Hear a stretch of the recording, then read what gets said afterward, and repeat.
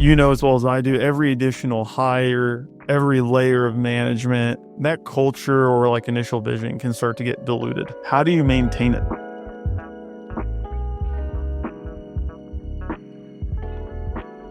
Man, that's a great question. And we probably fail more than we succeed there, honestly.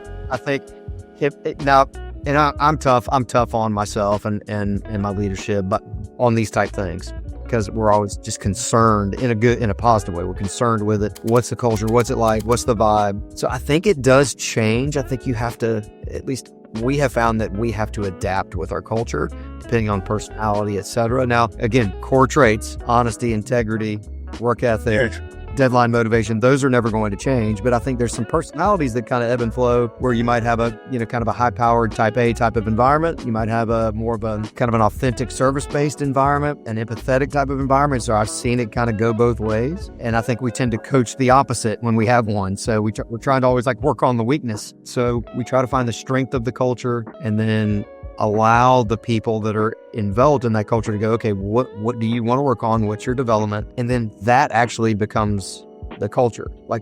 Developing the weakness becomes the culture, if that makes sense. Sure. No, that makes complete sense. So we do all the physical things, the meetings and birthday recognition and anniversary recognition and any kind of timely recognition that we can do nonstop. We're great at it. We're on point. But at the end of the day, we've got ping pong tables and dartboards and cool offices with music going nonstop. But that's not really culture, in my opinion.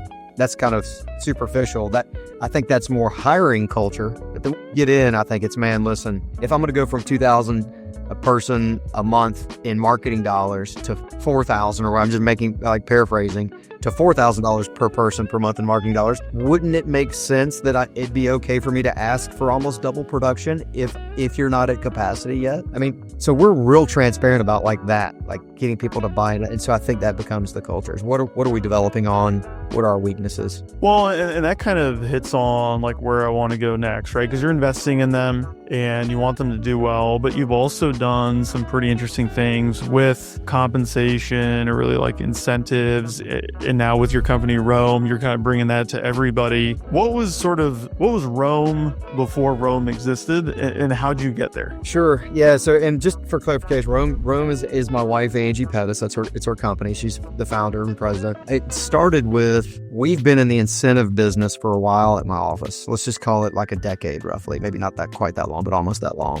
where we thought about promotions, constantly promoting, whether it's quarterly, annually, whatever, to recognize the team. I think for the longest time. And then Angie, she obviously was in my culture, so she knows, our culture and team, et cetera, and how we drive results, et cetera. She got into the luxury travel space and kind of understood that business for a few years and what that looks like and what high concierge type of service looks like in that business. And then kind of saw what we were doing and we decided to try something new at one of our annual meetings. And instead of coming up with the goals and saying, hey, this is where we got to go, we want to make this scorecard bonus and this chairman circle and this president's club and here's the production, go. Everybody's on the same metric.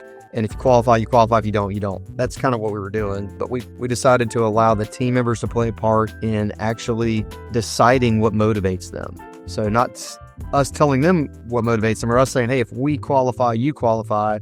There's no transient profit margin connection there. It's just kind of a hope. We went around to each one of them, allowed them to kind of come up with it started out with just dream trips, travel trips. And they loved that. The buy-in process was great. And then we started kind of researching on the side. Okay, this kind of makes a little bit of sense because buy-in rate goes up at a high level if they're involved in the process of creating their motivation. We saw our qualification rate go up because they were involved in that process and they were really dialed into, the activities to get them the production to allow them the opportunity to qualify. So we were like, okay, we're on to something. Angie came in and was like, we got to package that. That's something that I think the company as a whole, as an organization, could really grow from and learn. So now they've now come full circle 2 years later after their pilot launch and now have dropped a site that's really, really cool, very intuitive and custom to each owner and business owner. And then it also just takes the travel component out. Because what we found is that after we started just saying, hey, travel, that's what the promotion is going to be and what your motivation is going to be.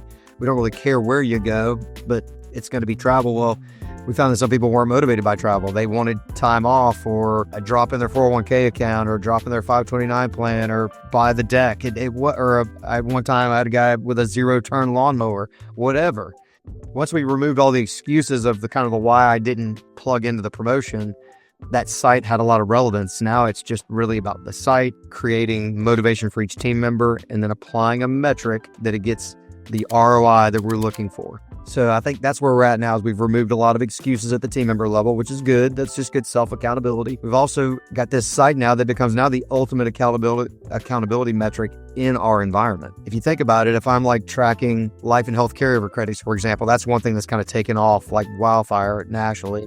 If I'm tracking life and health carryover credits and I've got a team member that like is not on pace to qualify in like October or September, whatever, well, shouldn't they technically be driving results or driving activity and focus and intentionality all the way through 12/31 to get credits for next year that they're going to bank towards next year's motivation, whatever that might be? If I don't have that person, then is that really a person that should be on a sales team? It doesn't everybody in our culture have to be motivated. So again, I think we're using it now and leveraging it as an ultimate kind of an accountability tool. And that's pretty cool too. Long way to go. We're figuring things out as we go, as the data comes in, but it's exciting for sure.